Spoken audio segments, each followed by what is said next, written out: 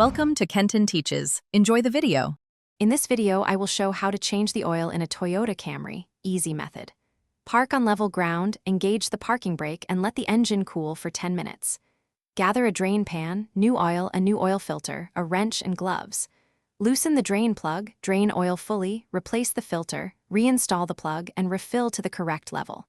Check for leaks, reset the maintenance light, and enjoy a smoother ride. Start with safety and steps to access the filter and drain plug. Raise the front with a jack and secure with jack stands, or use ramps for stability. Locate the oil filter and drain plug under the engine and position the drain pan beneath. Remove the drain plug slowly, allow oil to drain completely, then replace the plug and hand tighten.